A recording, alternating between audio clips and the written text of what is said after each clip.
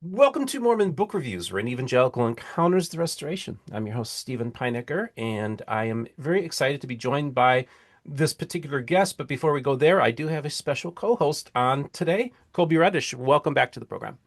Thanks, Steve. Good morning. And yeah, it is a good morning, and we're really excited about our guest here. Dr. Randy Bell has been a very good friend of mine for years. Actually, he sat in one of my interviews with John DeLynn in the Mormon Stories studio. I just remembered that just popped in my mind, and we've developed a really good friendship. And Randy's come up with an interesting hypothesis, the Dartmouth hypothesis, about showing that there's a lot of influences on Joseph Smith from the outside that may have influenced his theology as well as the Book of Mormon and other writings and his beliefs. And so Randy wanted to come on the program to one, present the Dartmouth hypothesis, which he hasn't had the opportunity to do on my platform. He also wanted to respond to some critiques that were made about his work by my friend Jonathan Neville. And so I thought this is the space to have that conversation. And so Randy's got some slides prepared and Colby as well. And so we're going to have the conversation today. But before we do that, Randy, welcome back to the program. And how are you doing today? Steve, it's great to see you. I'm doing great. And Colby, always great to see you too. You too, Randy. Yeah, it's awesome. I actually reached out to Colby to ask him to come on this program because him and I have become really good friends and we're very much on the same, I don't know, level on things. We're in a lot of agreement on things. And I also feel that he just does such a great job with our John Turner interview. So I wanted to come back on to talk about that. So before we get started, Randy, so what we're going to do is Randy's going to give his presentation, and at opportunities, maybe Colby or I will ask a follow-up question or just want clarification on what he's talking about, and then we'll probably wrap it up with a little conversation at the end to summarize. We're also going to play some clips. So I think Randy, you can just kind of do the intro, and then you can just hop right into the presentation. Okay, well, I am sharing my screen. Is that showing up Yep, okay? we're all set. All right, so we're here to talk about Dartmouth, and this is an era that has been, at minimum, sidestepped by the LDS Church, and it's been very, very fascinating. Basically, we're talking about a time frame, excuse me, from 1805 to 1817. Joseph Smith, of course, was born in 1805, and very close to Dartmouth, but then they moved even closer. The family did. I like to always start out whenever I'm on an episode to say, don't believe a word I say, research what I say. That's something you'll never hear at an LDS General Conference, quite honestly, but I think fact checking is essential to always look at both sides of the story. So basically, church history, at least the official narrative, basically starts in Palmyra, New York, and then goes through, Kirtland and Nauvoo and Salt Lake City and so forth. But there's an era that's missing, and I want to kind of demonstrate that quickly. The dominant narrative, here's some sources. This is Joseph Smith himself speaking. And the ellipses here are from the original text. I did not delete or omit anything here. This is how it reads. Joseph Smith, in describing his church history, says, I was born in the year of our Lord, 1805, on the 23rd of December in Sharon, Windsor, Vermont. My father left the state of Vermont, and now we're in Palmyra. I mean, in one or two sentences, he goes from being born to Palmyra, skips over everything we're going to be talking about. And I think there's a reason why it's been skipped over. And we'll get to that. And then in the book Saints, which we know is the standard of truth because it says so right on the cover, I copied and pasted the first one or two pages to just show the complete text. They spent a lot of time talking about a volcano on the other side of the world that destroyed crops. And he does mention his leg surgery, which was done by the doctor who founded Dartmouth Medical Center. But there's really no discussion of what really happened there other than the crops and leaving that area, and then again quickly showing up in Palmyra, New York. So again, what we're talking about today was omitted in this book, which was supposed to be a comprehensive series. Here's just a run-of-the-mill website on Mormonism. You'll see in the timeline on the left, starts 1805 to 1831, and it just labels it New York. I mean, there's just zero mention of Vermont or New Hampshire where they were until 1817. So again, this narrative, you see it over and over again where they're omitting the Dartmouth era. Here's a Joseph Smith papers, and take note that Joseph Smith is saying that we were deprived as a family. We were deprived of the benefits of an education. We're going to talk about that in a moment because, frankly, I don't think that was very forthcoming or truthful. And then here's our friend. I'm having a senior moment. The polygamy apologist, Brian Hales. Yeah, excuse me. Okay. And here he is quoting from what I just showed you, but he changes it from we to he. Joseph Smith was deprived of an education. That's an interesting, it's kind of a subtle change, but what Joseph Smith said is his entire family was deprived of an education. And here Brian Hales is saying that Joseph Smith was deprived of an education. I would argue that that's not true, and I'll show you why. So the Dartmouth period again is 1805 and 1817. There's Joseph and Hyrum in their Dartmouth t-shirts. Of course, that's photoshopped, but just for some fun to show what really happened in this time frame. So anything so far, gents, on feedback, or are we good to keep rolling? Yeah, just keep rolling so far. What about you, Kolby? Yep. Okay. Good.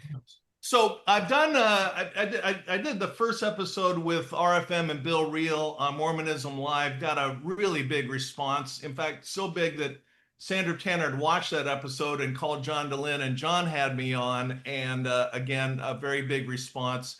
I made it clear in both of those episodes, and I'm making it clear now that my research at that time was based upon this article, and this is the actual slide I showed and continue to show everywhere, this Richard Barron's article that came out in 2006, so almost 20 years ago. And I cite the article, I show it. This is where my information comes from. And by the way, Richard Barron's has passed away, sadly, but he was a faithful member of the church. In fact, all of my research on Dartmouth, I'm pulling from faithful LDS sources. None of this is my conjecture, or if it is, I will plainly say so.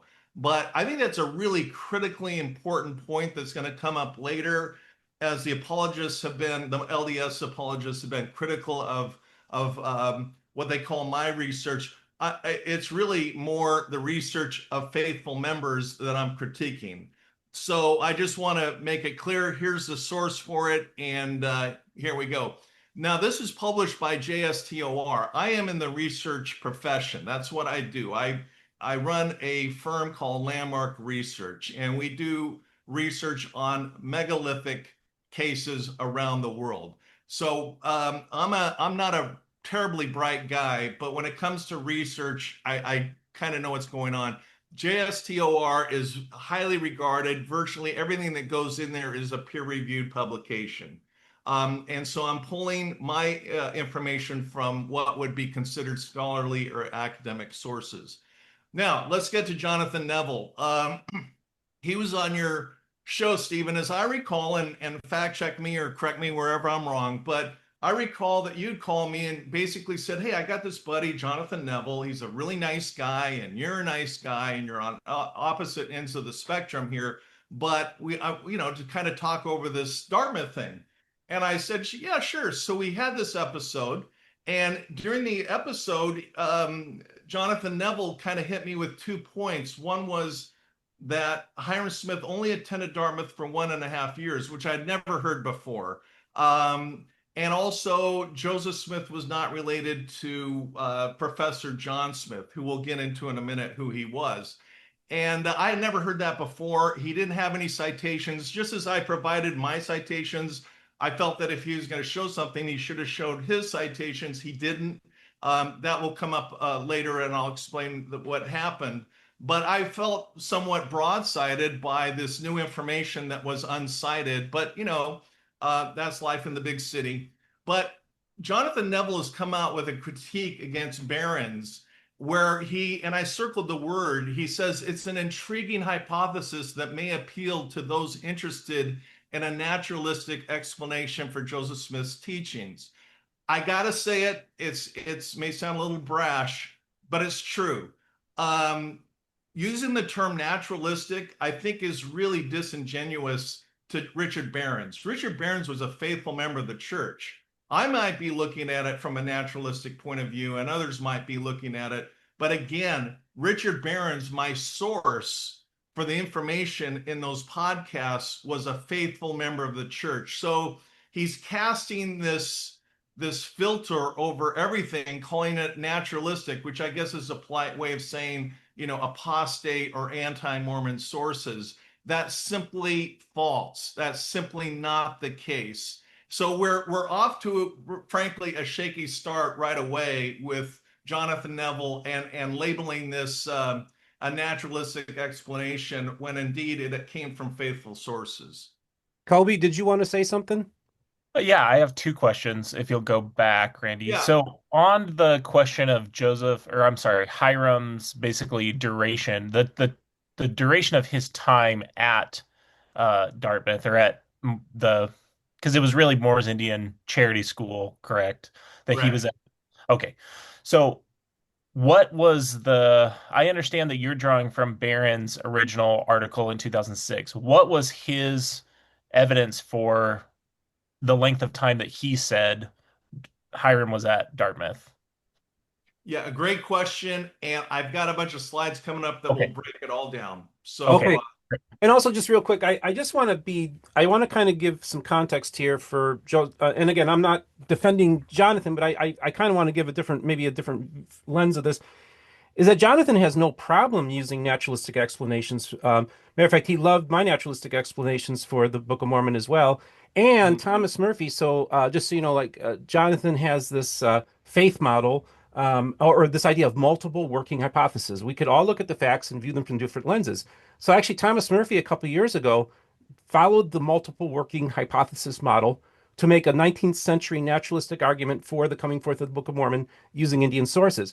Jonathan mhm, was thrilled that they used that model and that it can be applied to a naturalistic thing. So I don't think mhm. that Jonathan necessarily is using naturalistic in a pejorative term.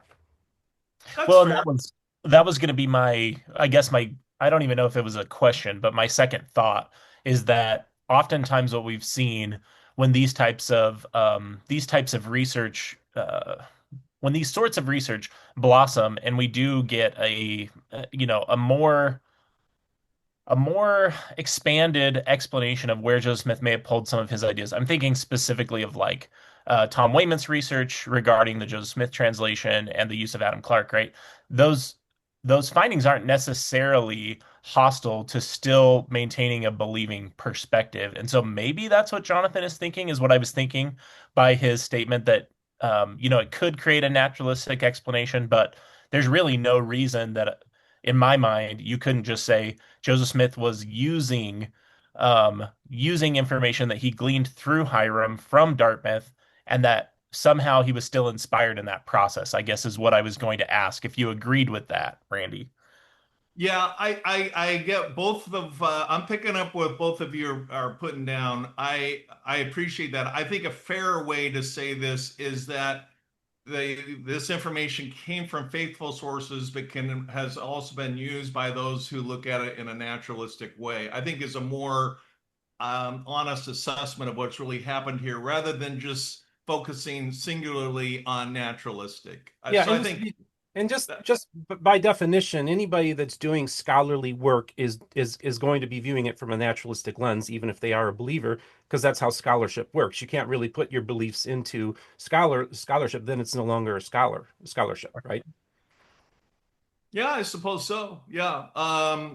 But the way I read it was a laser focus on the naturalistic thing rather than Sure. acknowledging that everything I'm using is from faithful sources. That's the only point I'm Yeah, making, yeah, but yeah. I think your points are well taken.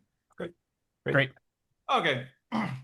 So let's go through a little bit of Dartmouth, and then we're going to get into this timeline issue that is very important to Jonathan Neville, where frankly he goes even more extreme. But I'll show you that in a minute. Here's a picture of Dartmouth College back in the day from 1803. This is 2 years before Joseph Smith was born. Um, Professor John Smith was the first professor at Dartmouth. Richard Barron says that they were related. He has a genealogical tree in the appendix of his article, and there you go. What happened here is the Richard Barron's article, and by the way, I have in my library, this is the just Richard Barron's research. He has um, more than one published article. He's got unpublished articles and also his thesis submitted to the Dartmouth faculty.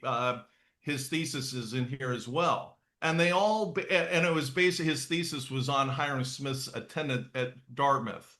So Richard Barron's is a serious scholar, again, a faithful member of the LDS Church. So the big picture, and I'm going to reiterate this a few times because it's so important that gets lost in the weeds when we get into the Jonathan Neville stuff, is that, and what really drew me to this research is I was looking. Let me back up for just a second. I'm obviously a critic of the church, and I'm proud of it, frankly. And but you got to give credit where credit is due. You take Joseph Smith, who is purportedly a uneducated farm boy, to create this religion that grows into a $300 or $500 billion organization that it is today. That's impressive. It really is. And so I became very interested in where did this content come from that Joseph Smith was circulating, because it's pretty advanced theology and it is what it is, and it developed into an organization with hundreds of billions of dollars. So that's impressive. And I was looking at the content, and the whole premise of the Barron's article was, and I'm going to show a slide in a minute, is that virtually every distinct LDS doctrine, from the pre-existence to the celestial kingdom to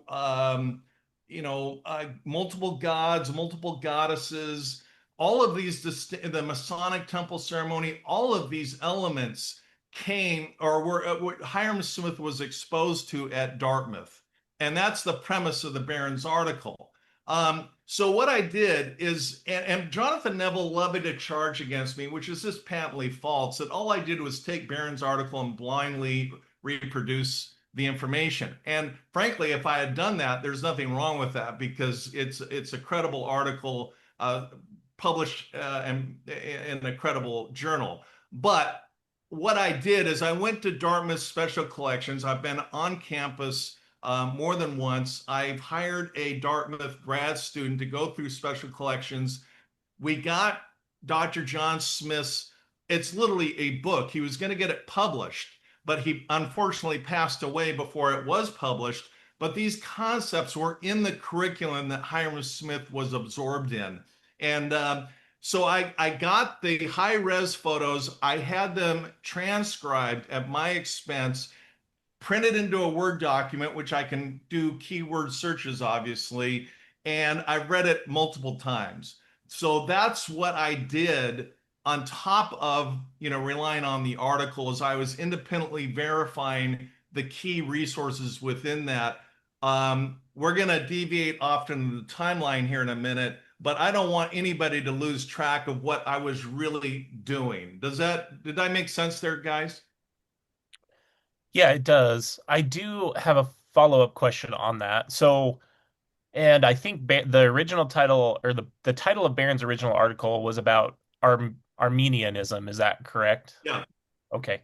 So my one question would be, have you thought over how distinctive these parallels between John Smith's lectures and Joseph Smith's theology are? And what I mean by that is, we also know that Joseph Smith later in his life was right in the height of the burned over district in New York. We're talking, right after the first, in the middle of the Second Great Awakening.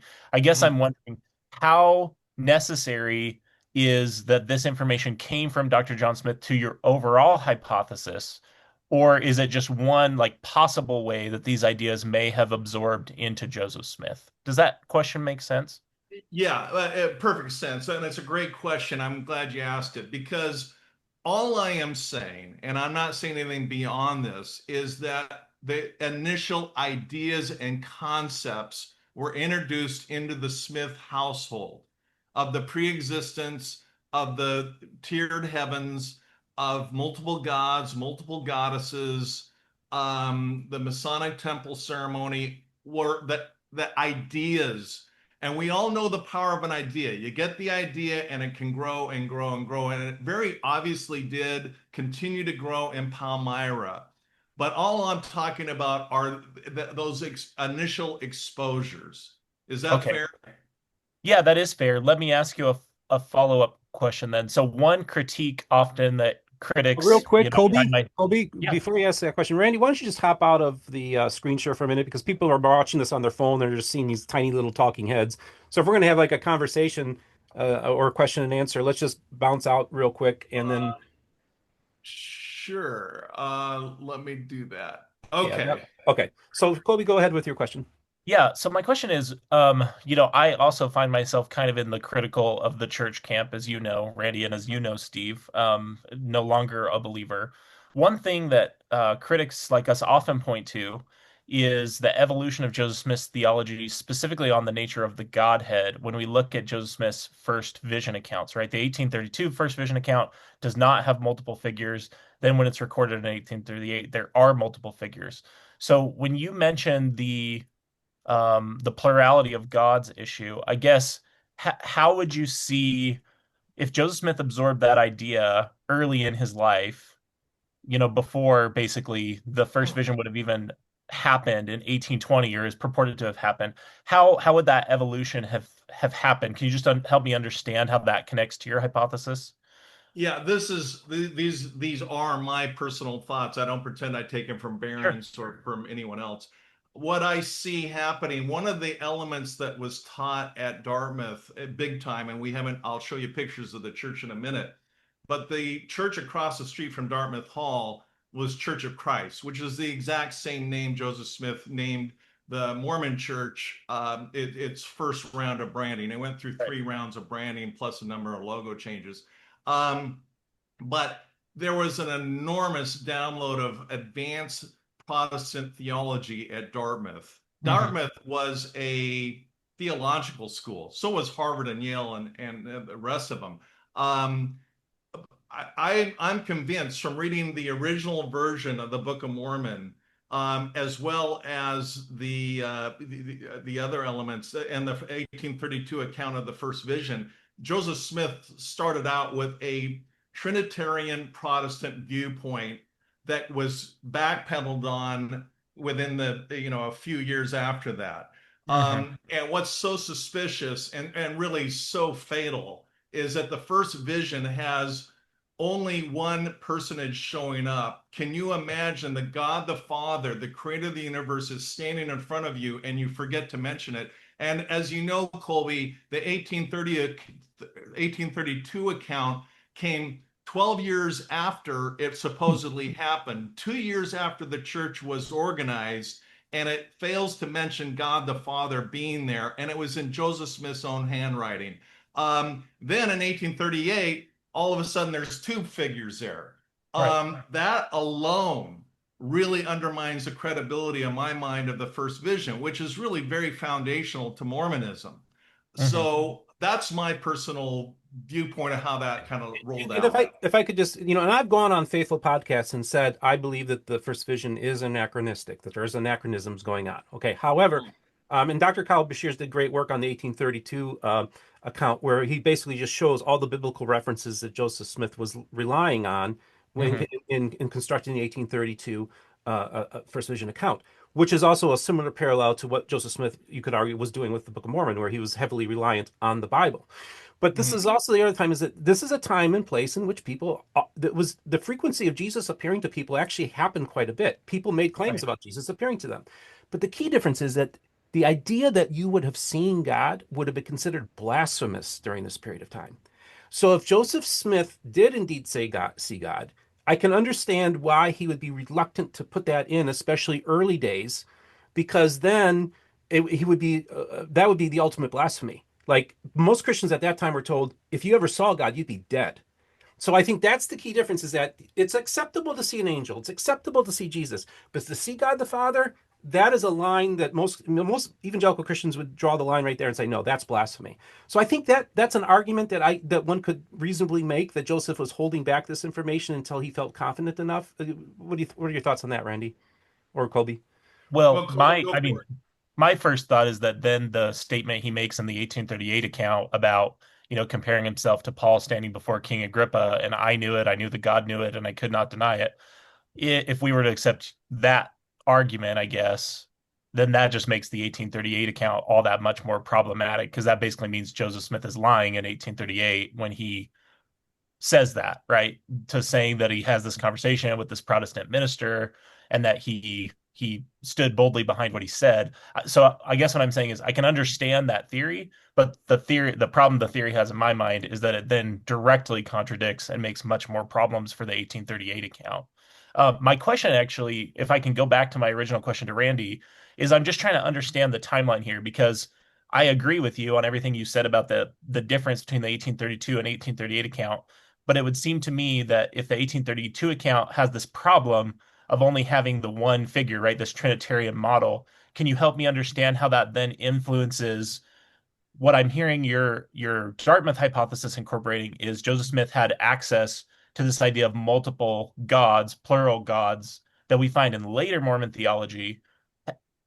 Can you help me understand the disconnect there? Because do you understand what I'm seeing here is we've got multiple gods earlier than this 1832 account, but in the 1832 account, I agree with you. The problem is we just have this what seems to reflect Trinitarianism, and then in 1838 we see multiple gods come back again. Does that make my question a little bit more clear? I'm trying to steelman and understand what you would say here. And also, just let me add one thing to this too, because we do have a contemporary accounts that Joseph Smith was being trained by the Rabbi Satius, Yeah. and he said that that's when he found out that Elohim was a plural word. And so a lot of people think that the idea of the plurality of gods entered into Joseph's theological worldview when he learned that Elohim was a plural word. And so that's where they think that the idea of plurality of gods came from. That's the conventional narrative. Yeah, my 2 cents on this, and again, this is my own opinion, but Mhm. Joseph Smith was exposed to that. He was also exposed to the idea of eternal marriage from Emanuel Swedenborg, who is Yep. like just south of him. So the way I think about it, Colby, is that Joseph Smith was initially exposed to a wide spectrum of information that was really quite impressive in terms of the breadth and depth of a number of concepts, including Protestant Christianity, Greek mythology. And I think it took some time for that to kind of genstrate and grow before it evolved into what became the unique Mormon doctrines. So just because he was exposed to it didn't mean he immediately picked up on it and developed doctrines. That's not what I'm saying at all. I'm just saying he was exposed to it. It, like any idea, kind of matured and grew until it ultimately came out. But in answering the question, where did he get that idea from in the first place? I think predominantly it came from the Dartmouth era. Does That that make that sense? totally, yep, that totally makes sense, Randy, and I'm glad I asked the question because I think that may have some people may have seen that inconsistency, and I think that's a very that explanation totally makes sense to me. Yeah, and I'm glad you asked that question because it's a really important point. So Dr. John Smith So talks Randy, about. why don't you also, when you're ready to do the screen share, hop on anytime you Oh, want to do that. Yeah. thank you. Okay, let me do that. All right. Okay, so what we've got are the Dr. Smith's theological lectures. Um, so let's move on. So here it is. Colby, you're great at this. The Mott and Bailey concept. Can you explain that? Because it's fun and it ties right into what we're going to talk about here. Yeah, no, I'm happy to. So the Mountain Bailey is a form of informal logical fallacy. Informal as opposed to formal just means that it is the way I've described it before is informal logical fallacies are things that sound like they're true or they feel like they're true, but they're actually not true. So the most I think the most easy to understand example is the bandwagon fallacy. The idea that as long as I hold the same opinion as most people, I'm probably correct. Well, that's the bandwagon fallacy. The Mott and Bailey fallacy that you have displayed here is another form of logical fallacy. When I say logical fallacy, that really just means that the argument, even if it were true, doesn't have anything to do with the actual truth being asserted. So the Mott and Bailey happens when someone presents the Bailey, the original argument, then they retreat to the Mott, as you can see depicted here. The Bailey is the harder to defend part of a medieval fortification. The Mott is the easier to defend up the hill. And so, what will often happen in these types of exchanges is that someone will offer their Bailey argument, and then they will retreat to the Mott argument without, and this is the part where it becomes kind of a form of manipulative argumentation. They will retreat without acknowledging the change in position. So that's when it becomes problematic. Beautiful. So what's going on here? And I'm going to mention this again at the end because it's so critically important to the overall thing, because we're going to get into the weeds, but I want to stick with the main argument. Richard Barron's article was about the fact that 20 expressly distinct LDS doctrines are identified in his article that came out of the Dartmouth educational opportunities that Hyrum was very much exposed to. And here's the list of the 20 things. I'm going through and looking for more, frankly, and going through the sermons that Hyrum Smith would have attended and so forth. But that's the real thing. Now we're going to go off to what Jonathan Neville, I think, thinks of as a more easily defended position. He doesn't attack any of this at all, which is really quite amazing because this is the whole point of this research. And it's gone absolutely uncriticized by Brad Witbeck or Jonathan Neville or any of the other apologists that I get called names by. So moving on. So here's the local, I'm taking a lot of information and going to bring it down quickly. Joseph Smith was born in Sharon, Vermont, which is about a 25-mile drive from the red dot is the Dartmouth campus. But in 1811 or 1810, the Smith family moved to Lebanon, New Hampshire, which is right down the road. It's a long walk to, if you're walking, it's a 5-mile walk. At horseback is obviously quicker. They lived there for a while. That's where Lebanon, New Hampshire is the site where Joseph Smith had his leg surgery. And it's a very serious surgery, by the way. Then they moved out of that house to Norwich, Vermont. I'll show you pictures of that in a minute. But from 1810 to 1817, the Smith family, for those 7 years, was living right in the neighborhood of Dartmouth. And we'll get to that. So here is Dartmouth Hall. It was built in 1784. When we get to the Brad Witbeck thing, one of the things he says, which is so remarkably unbelievable, is that Dartmouth wasn't all that prestigious at that time. I just gotta say, I'm calling BS on that. I won't say what I'm really thinking because this is a family-friendly show, but that is so insanely absurd. This is Dartmouth Hall. It today is an impressive structure. And that's a picture I took recently, built in 1784, before Joseph or Hyrum were even born, okay? And so imagine the prestige of this college. It's called a college, but it's a university. This is where Hyrum Smith attended. And his dorms were right off to the side there. He lived here on this campus. If that's not prestigious, I don't know what is. What makes the term Ivy League came up later, but I'll just call it the Ivy League so we know what we're talking about. The Ivy League, of which Dartmouth is a member, were universities and colleges where your degree was recognized by the crown. And that was either given by King George III or by the colonial legislature. In this case, is the colonial legislature. That's prestigious. So to say that it wasn't that prestigious is just a pure fabrication that doesn't square with any kind of reality. Comments, guys? Well, I mean, to your comment, it just seems, given how few people had access to a college education or an education on a college campus in that day and age, it seems to me to be patently ridiculous to claim that wasn't itself, regardless of what the college was or ended up being, any level of college education or education on a college campus would have been prestigious in those days. I think it's just kind of ridiculous to claim Yeah, otherwise. yeah, amen.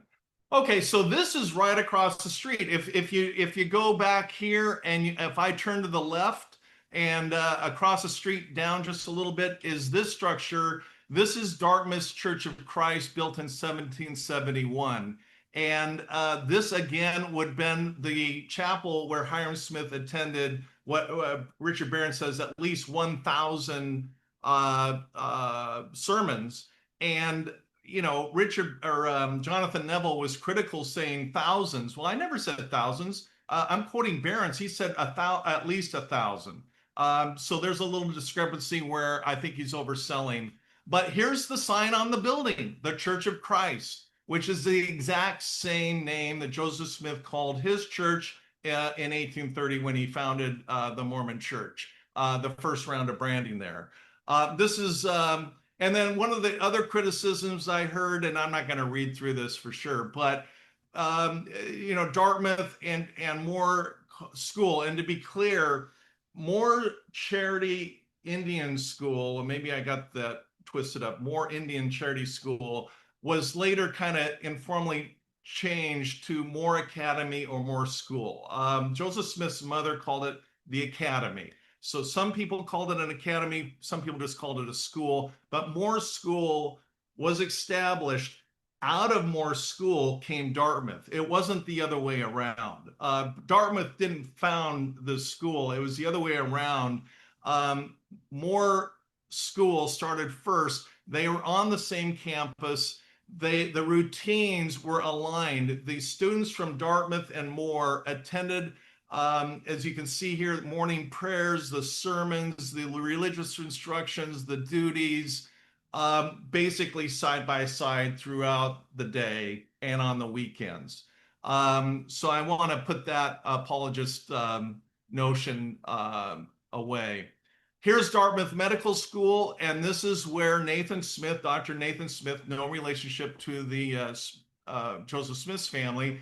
This is where that doctor founded this school and went down the street and performed the leg surgery on Joseph Smith. So, and by the way, his logs show numerous, at least a dozen visits to the Smith household, because Joseph Smith's leg surgery was a very serious surgery, and he was looking at amputation. But his mother pleaded with the doctor to try this new innovative surgery, which quite miraculously did work. So Joseph Smith was born here in Sharon, Vermont, and here is the site of Lebanon, New Hampshire. Is now a Kentucky Fried Chicken, but this is the site where Joseph Smith's home was, where he had the leg surgery. And then this is really kind of incredible, even by today's standards. This is a very nice house where the Smith family lived in Norwich, Vermont, again down the street from Dartmouth. So I just wanted to give a quick kind of overview of what things looked like. And again, Jonathan Neville is factually wrong when he says all I did was go off the Barron's article. I actually flew out there, spent a fair amount of time there tracking all these places down, because the Mormon Church is of no help trying to find these places because they don't discuss them anywhere. So I had to track these places down, find them, photograph them, and everything else. By the way, this house is privately owned and down the street. So here's where I put everything put together, the map, the different sites. And by the way, the one thing we didn't notice is that there's a lot of American folk religion going on in the Dartmouth area. The stoneworks were magnificent. They're very mysterious. A lot of people thought there was the lost 10 tribes of Israel. That was a story going on throughout the community. And the earthworks, the stoneworks and the earthworks. I actually, Kolby, you might find this interesting. I actually qualify as an expert in American, ancient America features in federal court. This is a topic I know reasonably well. And I can just tell you the earthworks and stoneworks, in New Hampshire, Vermont, and the Ohio Valley and Mississippi Valley and Ohio, where Kirtland, Ohio were, are like fire hydrants. They were just everywhere. And that gave rise to a lot of speculation about the lost 10 tribes of Israel and these ancient civilizations. And I will just cut to the chase.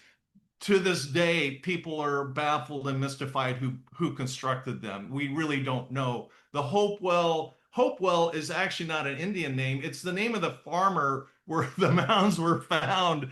And they call it Hopewell because they didn't have a written language, which is a problem for the Book of Mormon, which had a very advanced Western European level of linguistics. But the civilization in the heartland didn't have a written language, which is problematic for Mormonism, but it's just a reality and a fact in terms of what's been uncovered. So yeah, comments on that?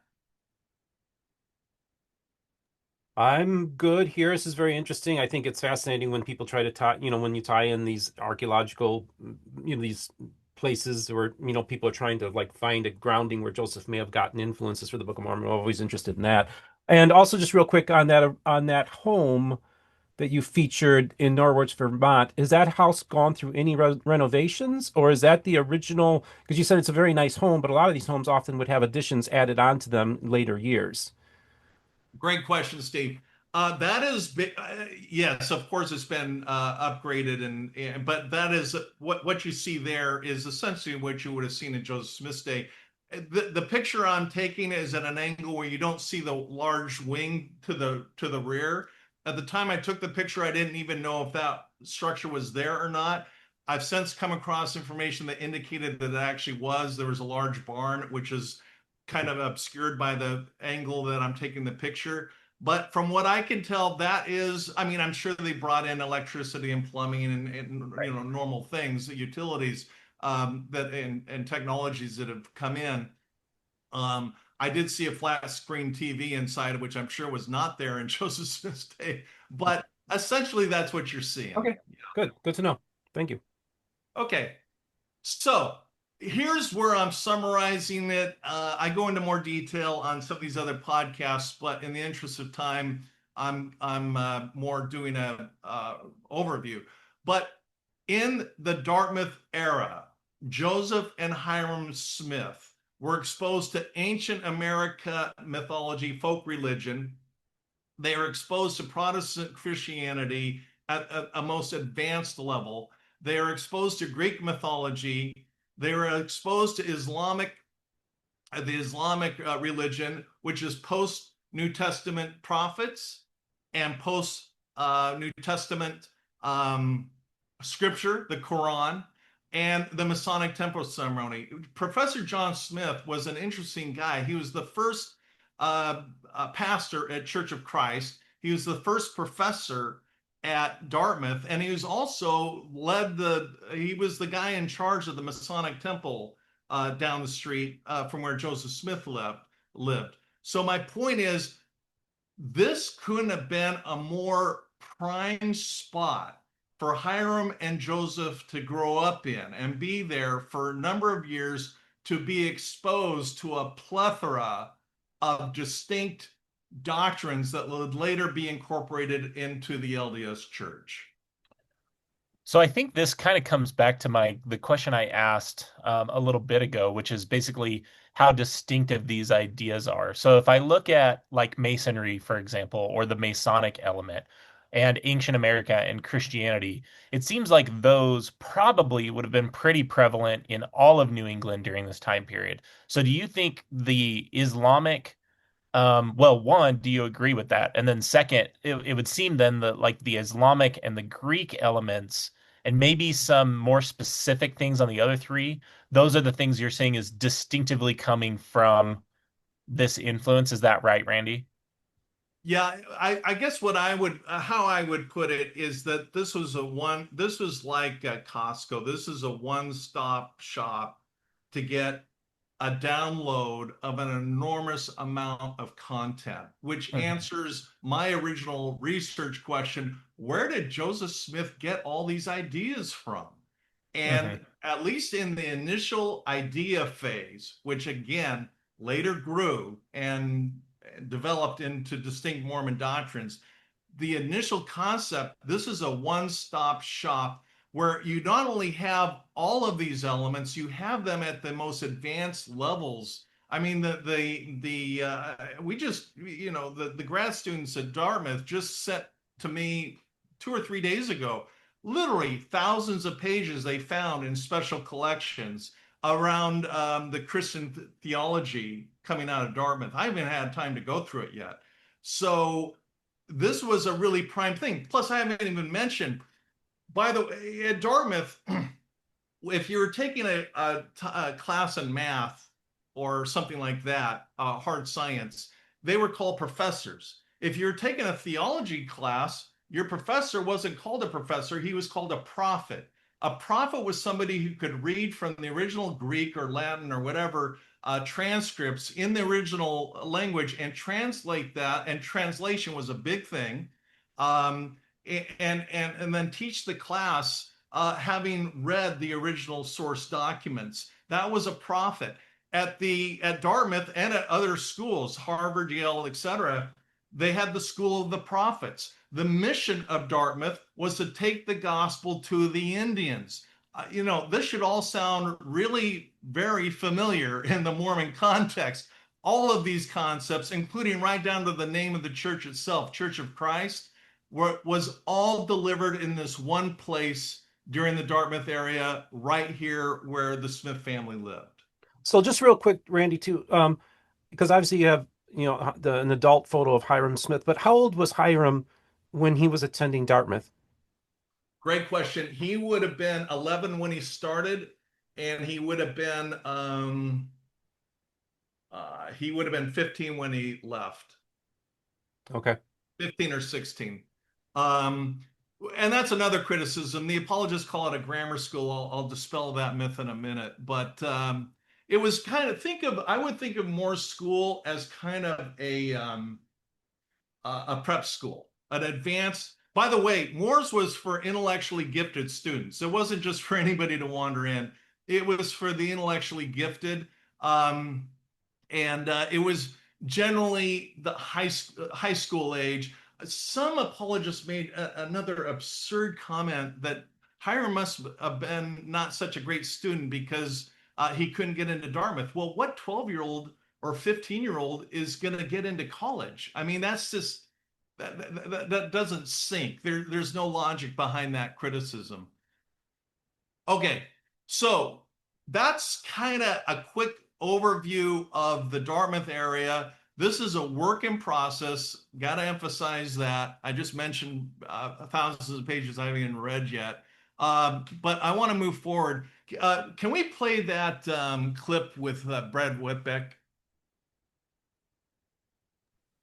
We sure can. Let me pull that up.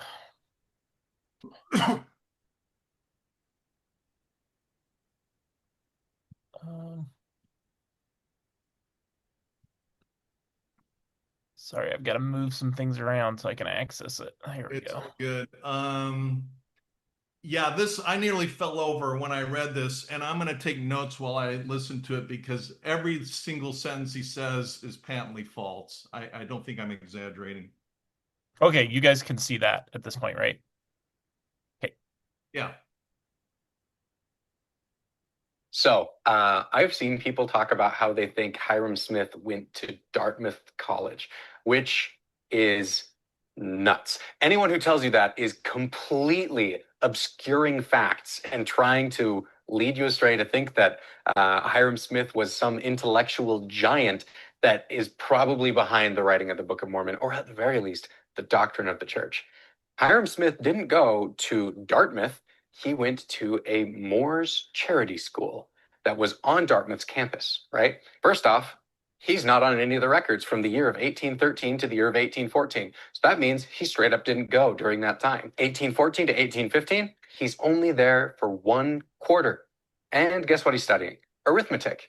Now, do you think that that is what leads to the Church of Jesus Christ of Latter-day Saints? All of the doctrine that the church has? No, that is not a good case for this, but that's what I see people trying to use it for. Hyrum Smith had a little bit of a educational background. He had gone to a relatively good school, but I mean, it's not like Dartmouth was even that prestigious at the time. Hyrum attended the academy at Hanover. And yeah, it really does not get you any closer to having the Book of Mormon or theology of the church because of what Hyrum Smith studied. So I've seen people talk about how they think Hyrum Smith went to Dartmouth College. Turn that off. Which, There we go. And fought in the Senate build. Oh my goodness. I'm so sorry. It's okay. This happened to me a few times too. So, okay. So you're going to respond to that, Randy? All right, let's take it apart one topic at a time. He says it's nuts. That's his words, nuts, to say that Hyrum Smith did not attend Dartmouth. Richard Barron's never said he went to Dartmouth. I've never said he went to Dartmouth. I don't know anybody. He doesn't identify who he's talking about. But since I'm the one running around doing the research on Dartmouth at the time, on the foundation of faithful member Richard Barron's, I don't know anybody who says that Hyrum Smith attended Dartmouth. I've made it crystal clear Hyrum Smith attended Moore Academy or Moore School, which was on the same campus and run by the same president and had the same curriculum and professors as Dartmouth. So that's what we call a straw man, where he is setting up the argument.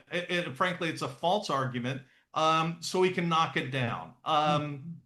Thoughts on that? Yeah, it seems like that's a pretty clear example of a straw man to me. Yeah. Then he says, well, it's not like Hyrum Smith was any kind of intellectual or something. He says something like that. That's nonsense. Moore School was for the intellectually gifted. That's what it was. That's part of the historical record. So I think the guy, and this is my guess, is reading off a teleprompter, but whoever wrote his script didn't do any research. Then he makes this comment about 1813 and 1814, and it was really kind of muddled there. Nobody, Barron's or anybody else, and we'll get into all the anybody else's are in a minute, because there's lots of faithful people that are agreeing with Barron's. But nobody says that Hyrum Smith attended in 1813 because he was home taking care of Joseph Smith. He tutored Joseph Smith. And guess with what material? The material he got at Moore School at Dartmouth. So to say there's no records of him attending in 1813, well, again, very sloppy research, if at all any research. There are records of Dartmouth, Hyrum at Dartmouth in 1814. But I've got a spreadsheet. I'm not ready to show it publicly because I'm still filling in spots on it.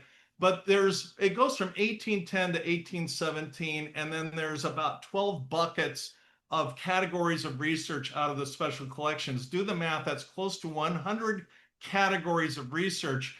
And I will just tell you, there are a number of areas where there are no records at Dartmouth or at Moore School because they were shipped to Scotland and lost, or they were just lost and we don't have the records. So to say there's no records of Hyrum Smith attending is really a deceptive comment because there's not a record of anybody attending those years. So I'll release that when I have gone through everything. But that's, again, he's making an argument that doesn't, against an argument that is his imaginary friend, because nobody's actually made that argument, or he's not telling the full story where there are no such records. And then he's the one, I couldn't remember which apologist made the ridiculous comment, it's not prestigious. I think we've already put that one to bed. Any thoughts from you guys? Well, I guess my question is just, so I understand what you're saying about the lack of records, and maybe we can address this when you've finished that. You said that table that you're working on, but Yeah. Well, let me ask it this way. How long do you think Hyrum attended Dartmouth, or I'm sorry, Moore's Indian Charity School, and why do you think that? Like, what evidence do you have of how long he attended? Maybe you're about to address that. I am. Let me just run through It is a big question. I promise I'll be there in just a minute. Let me just run through these Mormon apologist responses. Sure. I think we took care of Hyrum Smith that not attend Dartmouth. That's just a straw man. Dartmouth Moore School was a grammar school. He didn't say that, but others have. Again, false. Dartmouth and Moore School are not connected. False. Same campus, same professors, same everything. Hyrum Smith only took a math class. I've heard that one. That's like saying, I went to BYU undergrad and I have a degree in finance. That's like saying I didn't take natural sciences or religion classes or all the prerequisite other classes. Yes, Hyrum Smith did major in math, but to say that's all he took is absurd. Um, then they're big on this idea that Smiths are not related to John Smith. I haven't seen the evidence, and if it's there, I haven't been through it yet. That's a peripheral issue. Certainly will be addressed. Hyrum Smith attended Dartmouth for 1.5 years. That's conjecture that Jonathan Neville came up with. We'll dispel that in a minute. And then Hyrum Smith only attended for 1/4 in 1814. This one blew my mind because it is so demonstratively false. This is what Jonathan Neville said on the second episode where he, in my view, kind of snuck on and got that in. I had requested a rematch with Jonathan Neville 4 or 5 times. So I was stunned that he ignored that request and went and put that information into the record, but we'll set that straight. All right. So I'll run through these criticisms and I will get right to the time frame here in a minute. Dartmouth Moore Academy, the House of Representatives in 1807 reaffirmed the relationship between the two entities. It has always been considered that Dartmouth College and Moore's Charity School are different branches of the same institution, and that the president of said college ever and should be the president of schools. So they're very much linked together. As far as it being a grammar school, here's pages out of the records showing that there were some intellectually gifted students as young as 7. That is grammar school age, granted, but there were also students in the 80s. The age was not the issue. The issue was were you intellectually gifted, and did you have a shot at going to Dartmouth College? And Hyrum Smith certainly qualified, and again, predominantly the ages were more high school age. Then the Dartmouth Academy, the subjects were not just arithmetic, but Greek Testament, English grammar, geography, Greek, Latin, religious instructions, and so forth. Can I ask I'm sorry. Can I ask a question about those records you were looking at quickly? Sure. So for people who are listening, off to the left, there's a column of what looks like student names. Off to the right, there's basically like a bracket that points to certain students, and I see it looks like Latin grammar is at the top. Is that what it says? It's pretty small. I see English grammar. I see arithmetic. So is that when you mentioned that Hyrum was majoring in arithmetic, is that basically how I can understand these records? That the column off to the right that is basically being assigned to the students in the column to the left, that's basically what they were studying at the time? Is that how you understand them? Yeah, I don't know if they use the word majoring or emphasis or whatever term they use, but essentially that's right. All students across the board, it didn't matter what you were emphasizing or majoring in, had a mandate to attend the sermons morning and evening and the religious instruction. And it was a well-rounded education, just like any college or university. It was well-rounded. The notion that he only took a math class is just absurd, though. Okay. What we're seeing.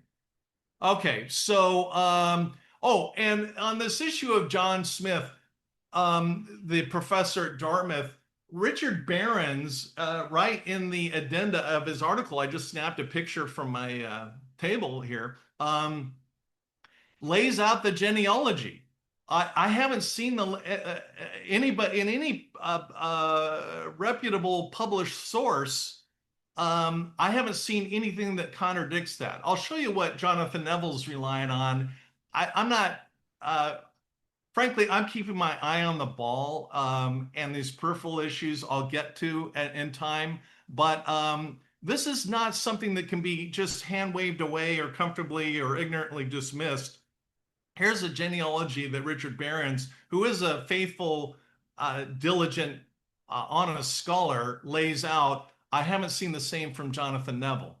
Um, and where he got this information from were the sketches of the alumni college. And here it is. Dr. Smith is at the bottom. I've underlined it in red, says where the genealogy comes from. This is what Richard Behrens relied on. And what Jonathan Neville does on this point, and the last thing, and I'm sorry, this is the quality of the slide. He goes to the last version comes from the UCLA library on Dartmouth campus, is this one where somebody's gone through and written in, not just on John Smith, throughout this whole thing, they've gone through and put in a bunch of handwritten notes across the board, and says, well, John Smith came through the Sawyer line instead of the Palmer line. That may or may not be true. I don't know yet, but I don't think the research has been done and published to where if this is incorrect, we would really know that at this point. All right. So Jonathan Neville, do we have those clips, or I have them transcribed if we need to go there? I pulled up the timestamp you had asked about, so let me. Okay, let's go ahead and play that, please. You bet. I'll unshare.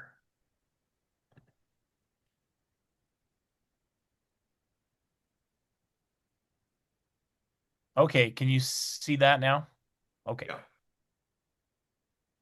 I have a brief reframe on Dartmouth we can just look at quickly. Okay. I was terrified that if I went all in and still failed to the P word, it would mean that I was truly broken. My name is Tommy Sate. This is, instead of assuming that Hyrum attended for 4 years, we can look at the actual evidence, which shows he attended 1 quarter in 1814. And this gets back to the faith model that I like to start with the facts and then proceed to assumptions, inferences, theories, and hypotheses. Because if you start with the facts, everybody can agree on the facts. And in this case, the only documentation that shows that Hyrum ever attended the Morris School, he didn't attend Dartmouth, but he attended Morris School at Dartmouth, is this one roster from the first quarter of 1814. And his name is spelled out there in red, you can see it. And on the second one on the vertical says the charity scholars. So there was a list of charity scholars at the top of this roster.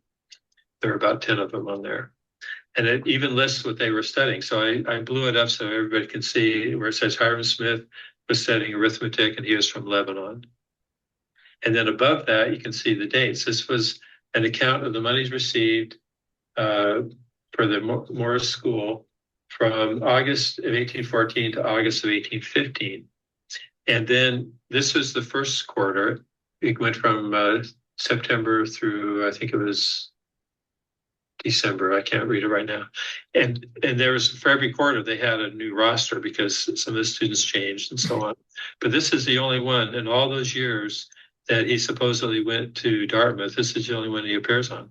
And so I wrote to Dartmouth myself not too long ago, and I said, do you have any other records from this time frame when the Smiths were living there? And they sent me a couple that had not been, and well, let me put it back up. The B.H. Roberts group had also gotten some documents from Dartmouth for some of these years, but not the other years. And so I wrote to Dartmouth and they sent me the other year. And again, no mention of Hyrum Smith, even though it had the same list of charity scholars and so on. So, you know, if someone else has additional information about his actual attendance, I'd be eager to see that, because from Dartmouth itself, there's no evidence that he was there other than this 1 quarter. And so the other thing that people rely on is Lucy Mack Smith's recollection in her history, where she says they sent him there and then he came home because of the flu epidemic, or the epidemic that was there. But she never spells out when exactly he went and when he came home. She just says he went and came home. you know. So we don't know from her any dates. So all we have to go on is what Dartmouth itself has in their records. So anyway, that was just an interesting example of how of this idea that he attended Dartmouth for 4 years and thousands of lectures. There's no actual evidence of that.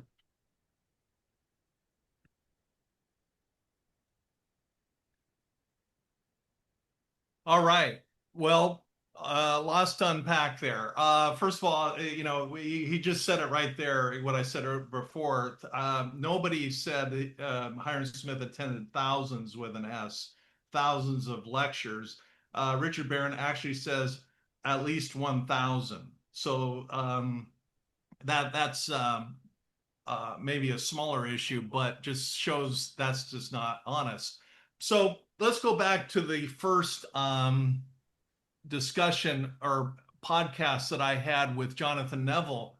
I asked him after the show via a text thread, I asked what his support was for this 1.5 years, because you can see there he just came up with this. He only attended for 1/4, which is triply absurd, but we'll get to that.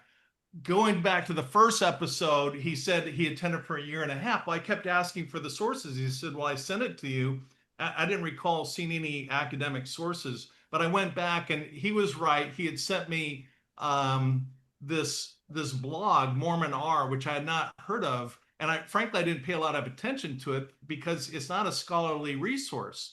But this is what he relied on in that first episode was Mormon R. And I said, Jonathan, this is an anonymous pro-Mormon blog.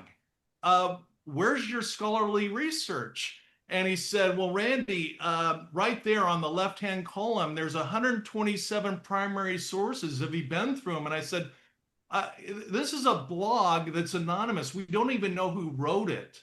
And he says, well, look at the sources, as if it's my responsibility to nitpick through his sources to assemble his argument. He made the claim, he needs to back it up. And he was just not doing that.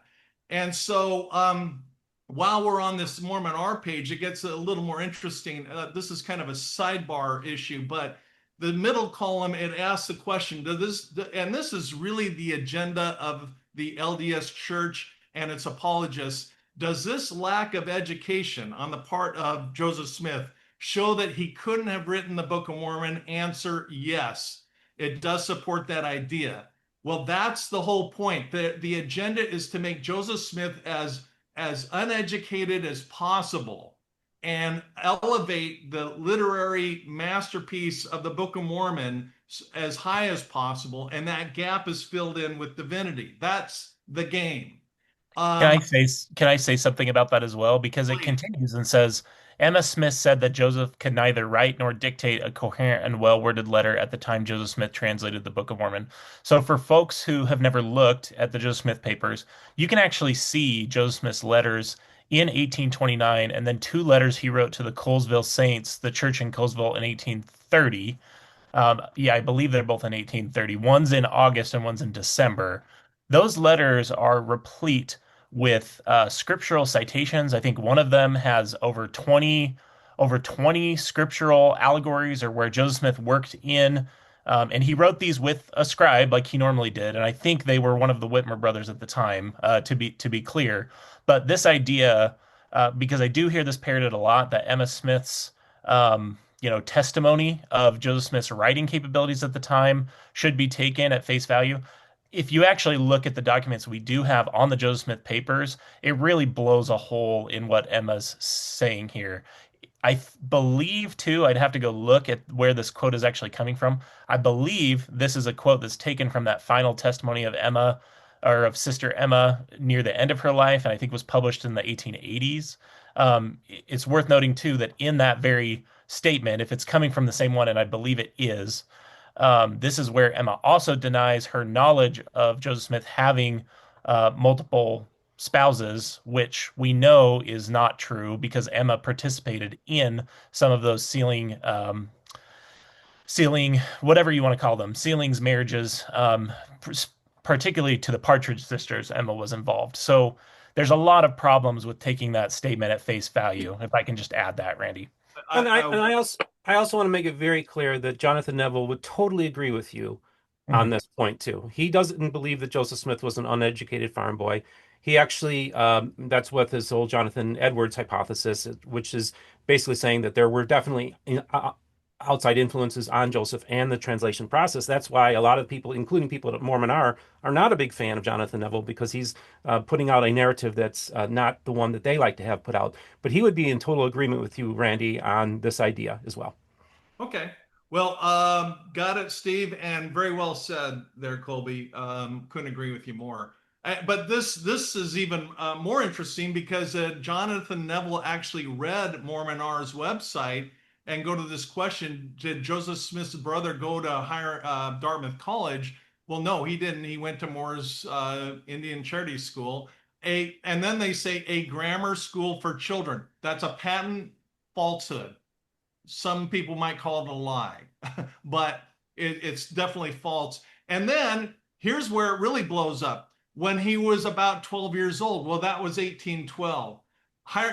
Jonathan Neville just said in what we just heard that he only went in 1814.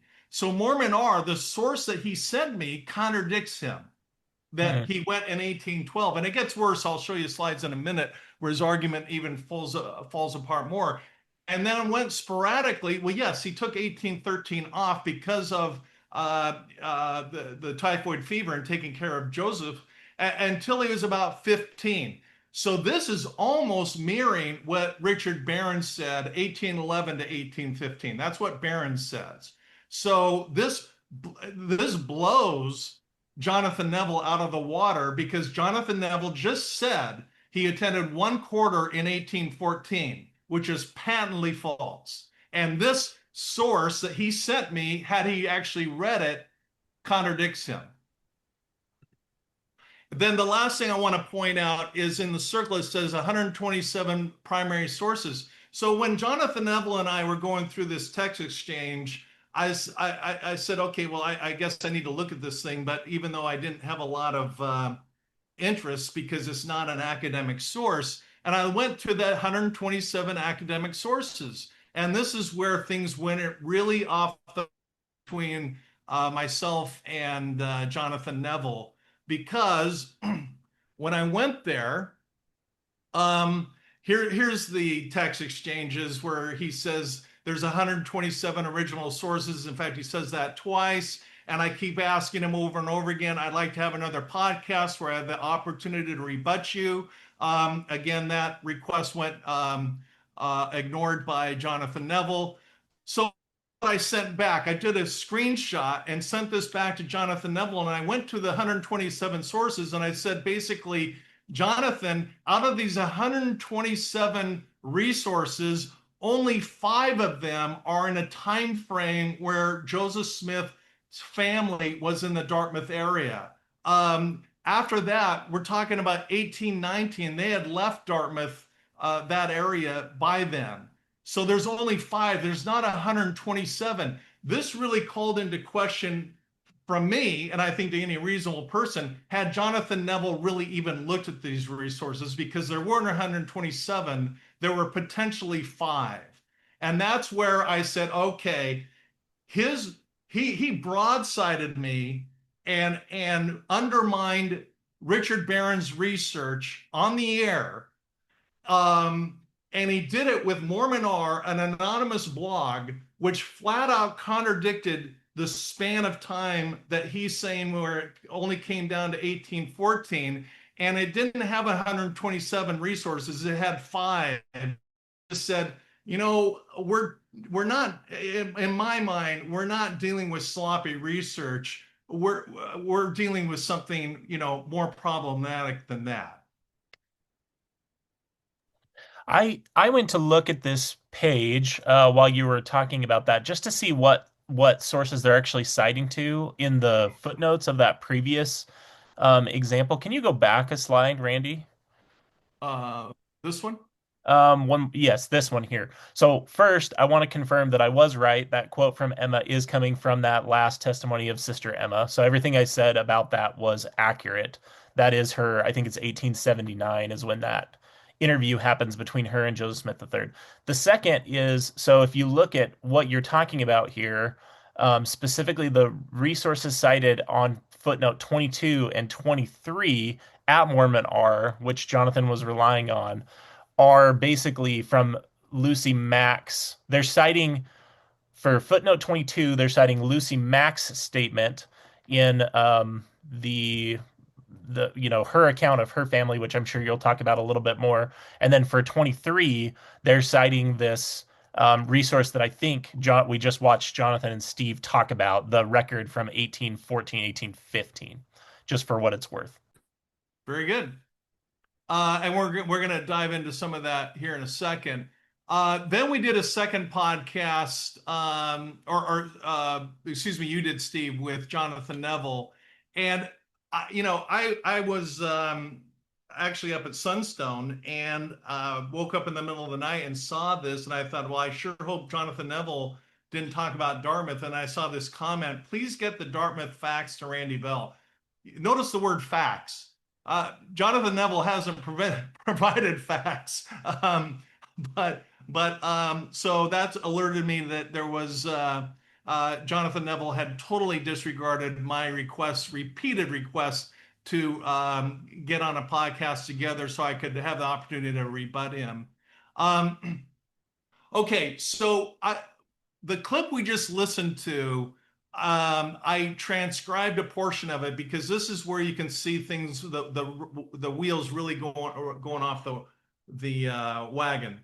So Jonathan Neville says, okay, this is instead of assuming, nobody assumed. Richard Barron's didn't assume.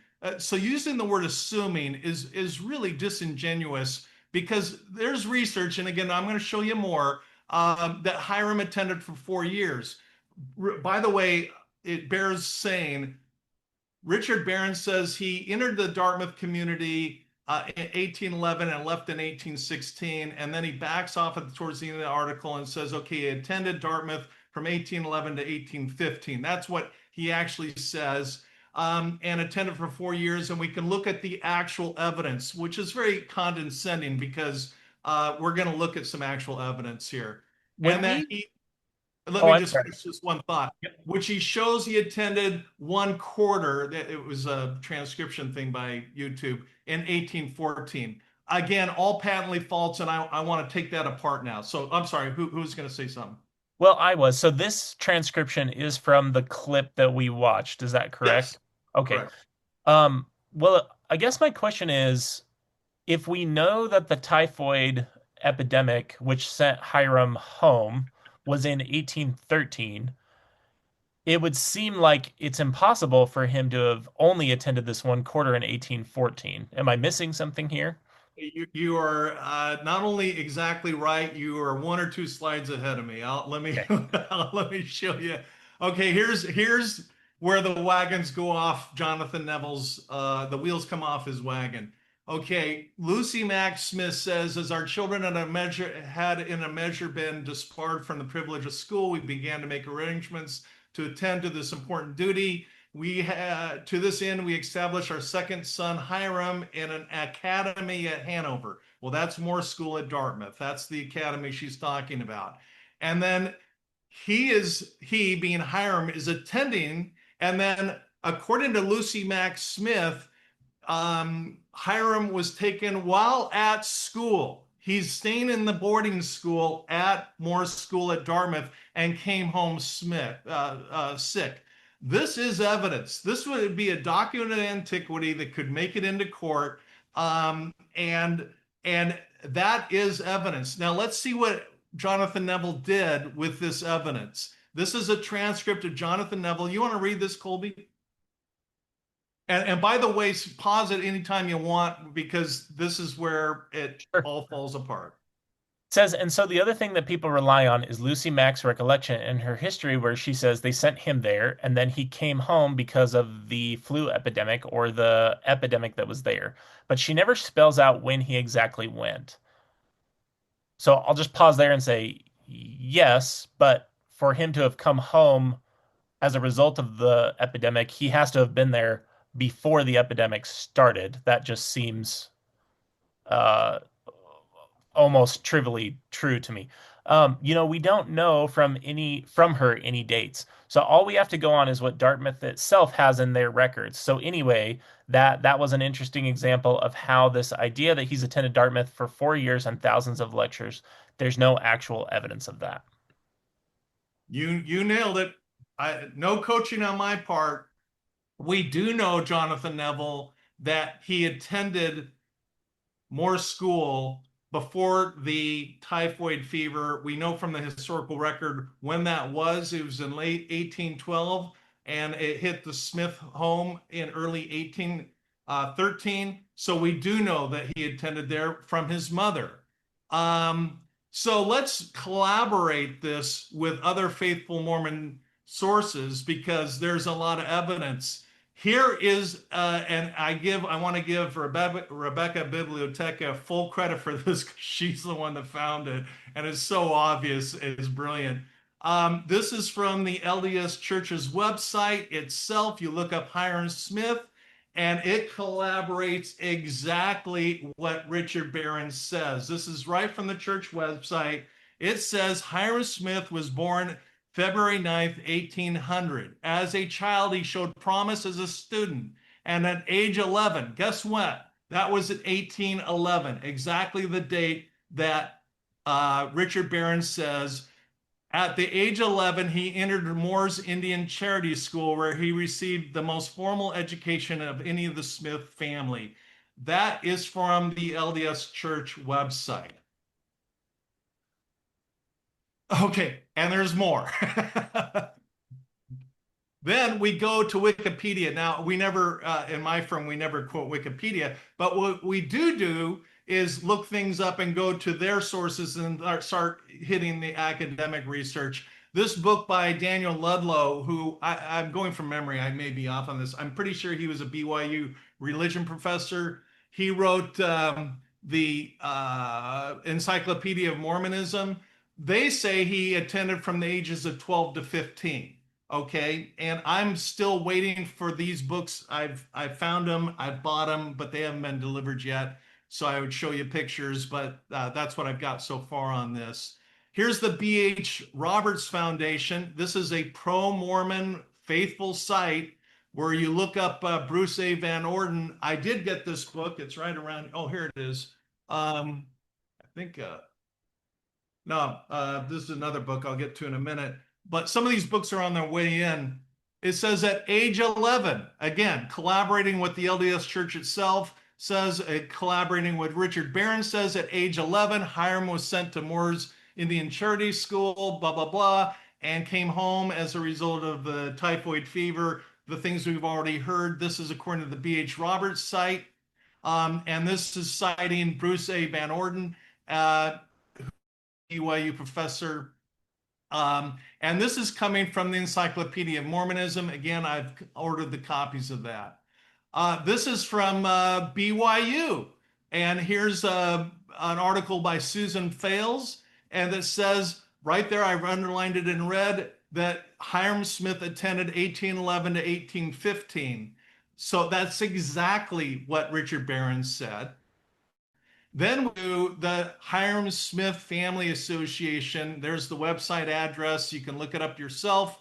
And it says, I've underlined it in red, at age 11, again, collaborating with the LDS Church says itself, collaborating Richard Barron's, which I relied on. Hyrum was sent to Moore's Charity School, Dartmouth, associated with Dartmouth College. And then 2 years later, so there's 2 years of attendance, a severe epidemic came in 1813 is what we're talking about. He went home, which that's what Barron said, and everybody says, except for. I also want to just point out real quick too, Randy, because if people are thinking, well, everybody's relying on the Barrons and it's just a cyclical thing, the dates here, this was 1992, so they're not relying on Barrons for these dates, and so I think that's an important thing you're establishing as well. Well said. Thank you, Steve, for bringing that up. Yeah, no, they have. In fact, this book here, which I think I've got coming up, let me just see. Oh, yeah, I didn't even have time to enter this into the slideshow. This is a book titled Hyrum Smith Patriarch by Pearson H. Corbett, who is a member of the Hyrum Smith lineage. He was an LDS Department of Education teacher. And he says right here, because of this relationship, the author had access to invaluable materials not readily available to other writers. So there are documents out there we don't have yet. But we do have in hand the one thing Jonathan Neville does admit, because he has to, is that Dartmouth has records of Hyrum Smith there in 1814, and we have Lucy Mack Smith's account that he was there before typhoid fever.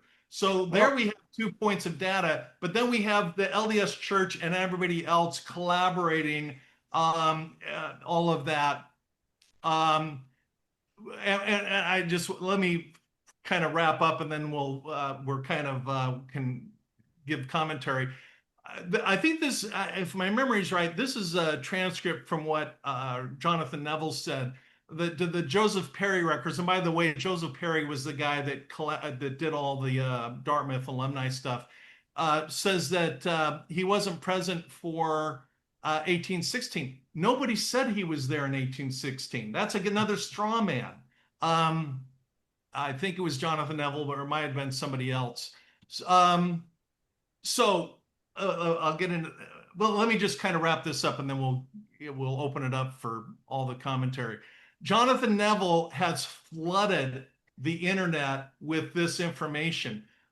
I think he was frankly caught with his pants down around his ankles with that first episode in that Mormon R thing, and the wheels really came off his wagon, where it was shown that it didn't support his notions. According to that site, which was anonymous, Hyrum did attend 1812 to 1815, and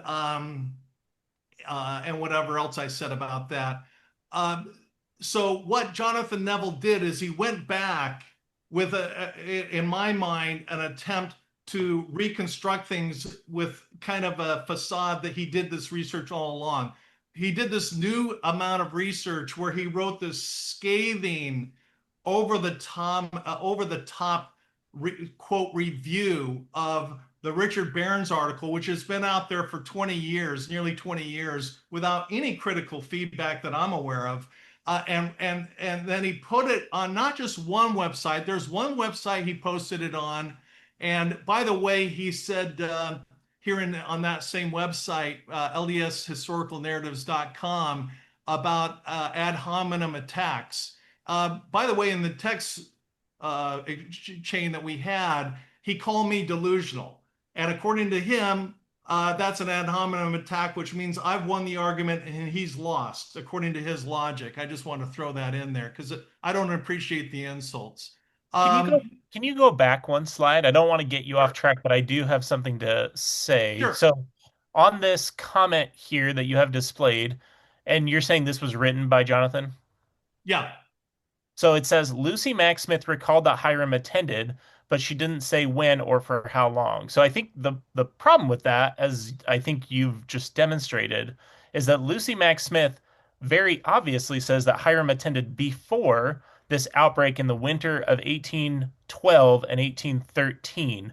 So if Jonathan's then pointing to evidence that he was also attending in 1814, based on accounts, what I'm understanding the record he was presenting isn't like a roster of students, it's an accounts receivable.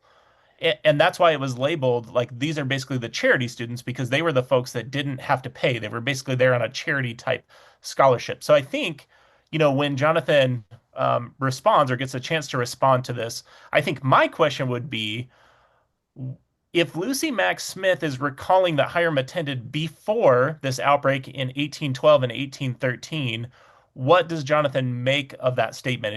Is he basically just saying that Lucy Mack is misremembering later in her life when exactly she attended? It would seem to me that, a triggering event of Hyrum coming home because of this typhoid fever outbreak would be something that we would expect someone to remember, just because it was such a big event in that region. But I think that right there is the crux of the issue to me. Is I don't think it's accurate to say Lucy Mack Smith recalled that Hyrum attended, but didn't say when or for how long. Did she directly, explicitly say years? No, but she has to have been talking about him attending before this outbreak, because her record that was cited at Mormon R, as we already talked about, talks about him coming home in response to this outbreak in 1812 and 1813.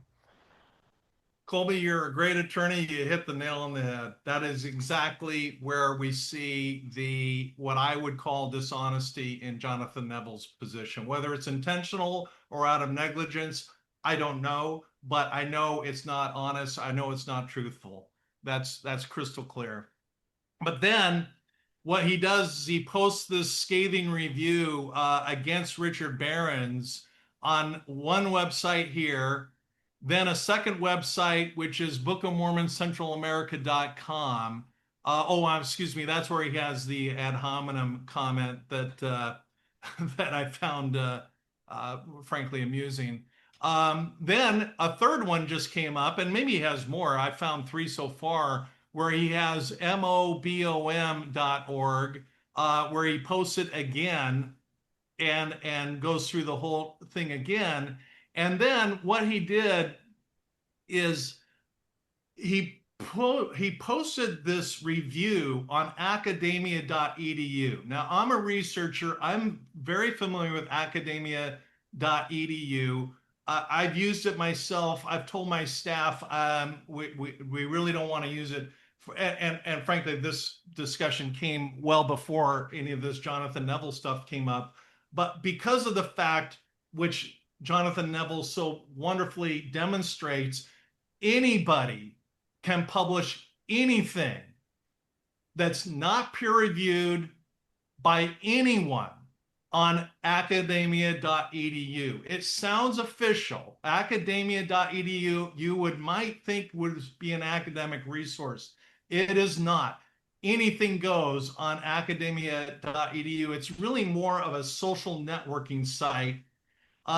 The problem is that by posting this on 3 websites plus academia.edu, the bots, the search engines, artificial intelligence now pick that up as a resource. If you were to Google or search for the question, when did Hyrum Smith attend Dartmouth? It's now being, frankly, in my mind, polluted by this false information that Jonathan Neville has now posted in 4 different places on the internet. And everybody can make up their own judgments on that. It's something I ethically would never feel comfortable doing. And here's kind of a summary. We got Jonathan Neville versus, frankly, everyone else. On the left-hand column, you have the faithful LDS academics and scholars, which once again are who I am relying on. I'm not relying on any critics. I'm the only critic in this thing and I don't. If I do add my comments, I make that clear. But otherwise, it's all according to these sources and according to the LDS Church itself and virtually everyone else. It's 1811 to at least the latest is 1812, and then up to 1815. And even 1813, I think everybody's kind of giving the benefit of the doubt to being conservative, because if you look up the typhoid fever, it was basically a really wicked fever for about 3 weeks, and then it took a week or 2 to recover. But Hyrum Smith would have had it, and as a young man, I don't know, I wasn't there, but he could have gone back to school. But there are discussions about him being there to take care of his brother, who was going through a very serious stage. So people have just taken that year out of the equation. There's also, frankly, a reasonable argument that he could have gone back for part of 1813. But out of being conservative, we're taking that out of the equation. Here are the faithful institutions that this is coming from, and I think that is kind of the case where. Precisely when did we go? Frankly, that's lost to history, but we do know enough to know that he generally went from 1813 to 1815. Okay. Is that it, Randy? One last comment. Okay. I just want to repeat that this has all been a long discussion. I do not want to lose focus of the real research going on here, and that's being, where is the original sources for LDS doctrines. That's what we're really chasing here. And I will not let Brad Witbeck or Jonathan Neville or any other apologists, take my attention off where the real research belongs. Can I make one suggestion as you continue that research also, Randy? Please. As I look at these unique elements, I think the thing that would be very convincing down the road, and I know this research continues, is how distinctive each of these 20, potential parallels are. So, for example, number 11, the priesthood is the source of the son's authority. I think I would, someone like me who isn't as steeped in this history would appreciate understanding not just the link between Dr. John Smith and potentially Joseph Smith through Hyrum, but also how unique that teaching would have been at that time period. I think that would be my suggestion, is comparing to other groups in that area and other rhetoric used in the Second Great Awakening, just to help really clear up potential doubt on, well, how unique was this actual, any of these parallels.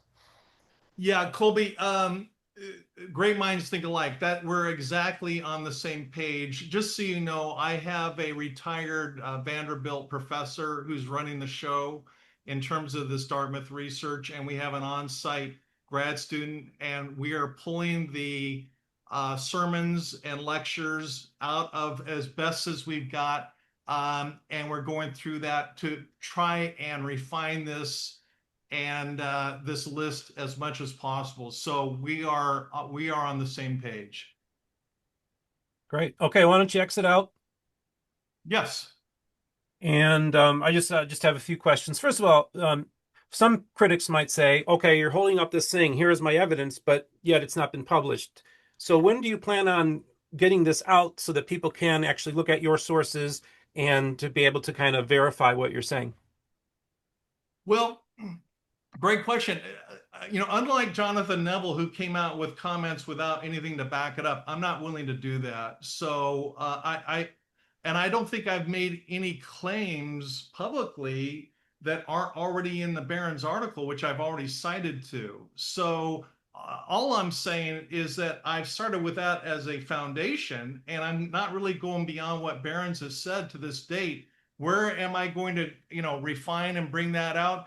It's a legitimate question, and I would love to know the, but when I just get a message 2 or 3 days ago saying, hey, we just found 2,000 pages of documents that nobody knew about, there's surprises in this research game. So I think it would be wishful thinking for me to know myself when I'll have it. I'll have it when I have it.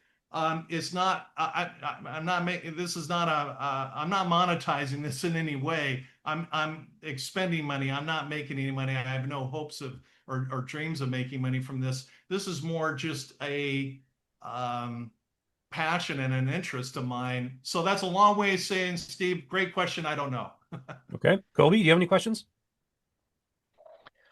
I don't. I appreciate you walking through all the claims that you did, Randy. I think, again, I'll just kind of put at least my perspective out there, because I don't know as much about the exchanges you and Jonathan have had, and I haven't been part of the conversation up until this point. But I think the real clear, question that this episode poses to me, kind of as a neutral outside observer, is how Jonathan wrestles with that statement from Lucy Mack.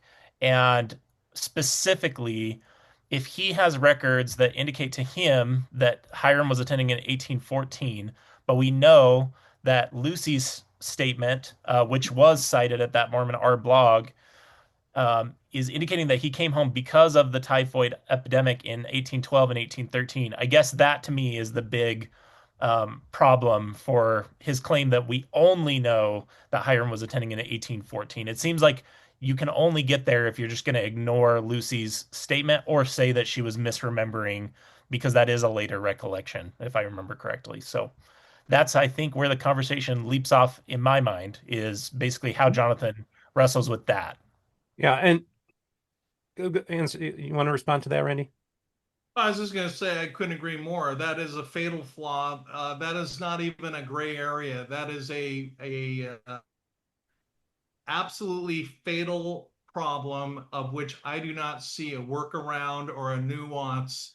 And it's a problem that Jonathan Neville, in my mind, has an impossible way of working around.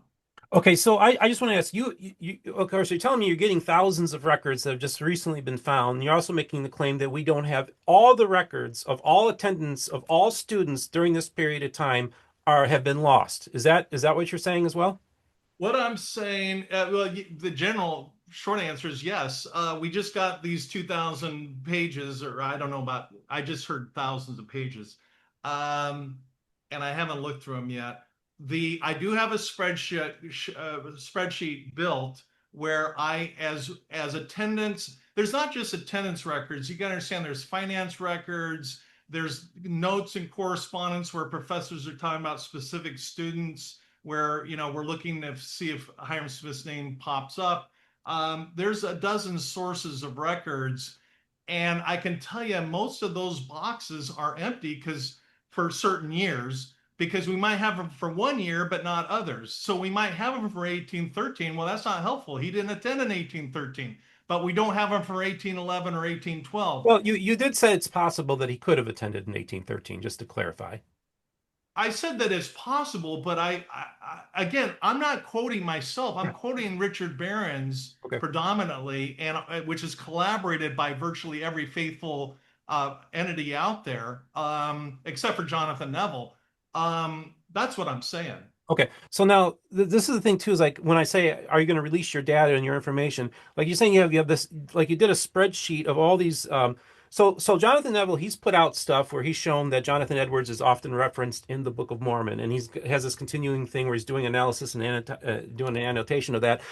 When you did this same analysis with John Smith's writings and his book, could you make that available so people could look at that data? That's a fair question. I did transcribe that book. I have been through it. All I can say is so far the 20 things here collaborates with that book. I'm going beyond what Richard Barron said. When I do, I will certainly cite why and so forth. But I don't want to disseminate information. Maybe I had to rethink this as in piecemeal fashion. I rather come to solid benchmarks and release all the information that collaborates with that. But I don't want to be just like drizzling things out as I get it, because with so many documents unread so far, I feel more comfortable having gotten to certain benchmarks before I release it. Well, yeah, I understand that. And I understand that, but also, people had criticized the church for holding on to all these records for all these years and not making them available to the public. Now you have access to all this information. Would it be fair? Would it be a fair criticism that you're holding on to information, not making it available to the public in the same way that the church was accused of? Well, the church hid documents for 170 years, so I think they got me beat so far. Right, but they have released a ton now that, like, the Joseph Smith Papers Project is a very, very important thing, and we're all glad that they released that information because it's informed that's fair. our work. That's right? totally fair, and I agree. Okay. I'm actually kidding here, obviously. But my point is that I'm just getting this information relatively recently. I don't want to sit here and whine, but I had some serious medical issues last year that basically tore up that whole year. So I'm doing the best that I can. I don't feel like I frankly owe anybody anything. I am doing the research. I'm dealing with frankly lots of other issues that are important to me as well. And I will release it as soon as I go beyond the Richard Barron's findings. So far, all I'm saying is Richard Barron seems to hold water. Jonathan Neville doesn't hold water, in my view. Richard Barron's does. And I think it's solid and it's supported by the church itself. Okay, well, this has been a really interesting conversation that we had today. And I think you made some very strong points that need to be addressed by Jonathan. And I would invite him to, if he wants to respond to this, you can use my platform to come on. And if you want to we could even have Kolby as a co-host in that episode as well to make it fair. I just want to put the facts. To me, I'm the kind of person. And so when I'm pushing back on you a little bit, Randy, it's just this idea that we should be able to all be able to get this access to this information. You're in a very privileged position that you can afford all this stuff and get all this stuff. And I think at some point, you say you don't owe anything to anybody, but at the same time, I think you owe it to the scholarly community to at some point make this information available for scholars to also look at it and do their own work as well. That I hear you loud and clear, Steve. I don't mean to sound brash when I say that. What I am saying is that when I do step beyond Barron's, I will back it up with scholarly research that's complete. But this, and by the way, I think the analogy of the church holding back and some notion that I'm holding back, right? I know anybody can go to Dartmouth and pull the same document. Right. Fair enough. Fair enough. Nothing's being hidden here, so I don't think that's really a fair analogy, and I think you get that. Yeah. But I'm just saying anybody can go get it. But I have a way of conducting research. I'm very clear about what's primary research and what's secondary research and all of that, those discussions that we could talk about for a long time. But I will release things. When I go into court, I don't release drafts to the other side. That's just not how it works. You release your final report to the court. And that's here. I'm not going to. I want to say something I don't want to say on a family-friendly show, but I'm not going to do things what's a nice half-baked. Half-baked, yes. I'm not going to do things half-baked. We can see the trouble that Jonathan Neville got into when he delivered that Mormon R thing, and that blew up on him, in my view. I'm not going to do that. I'll release things when the research is done properly and what the time frame is. I wish I knew, but I don't. And anybody can do and go at no cost. Dartmouth librarians are very helpful, and at no cost pull the same stuff I'm pulling. Okay. So that, fair enough. If they want to do it, great. But I do think that the idea of the analysis of John Smith, and I mean, I think that's just good data that would be great out there. But also, even if you don't go beyond Barron's, I think the resources that you're putting out there, I think at some point, if you could get this out on a website, just get the data out there, and so people can do their own research. I mean, you're doing all this work and you're spending all this money on this. I would think it'd be a missed opportunity to not be able to share this at some point with the public at large as a public service. I have a full intention of doing that, but it is a large project, particularly for just a dude sitting here in Southern California on my free time. I have a lot of free time. So, critics are going to say all kinds of things. We can already see the nonsense that they've said. They're going to say more. I get it. I'm happy to debate any of them. But, I know how to do research. I'm doing research in a way that would hold up, frankly, in a court of law. That's how I'm trained. That's how I do things. And it's not to yield to the criticisms of a bunch of Beavis and Butthead types who are just throwing out criticisms all over the place like candy.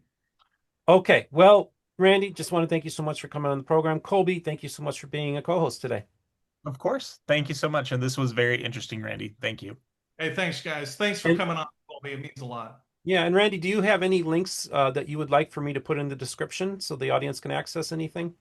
Not yet, but when I get there, you'll be the first to know. All right, folks. So we may not have any links in the description for anything we talked about today, but hopefully this information will be out there eventually.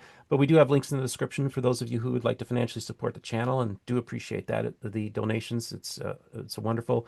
And remember, the most important thing is this: all the voices of the restoration will be heard here on Mormon Book Reviews.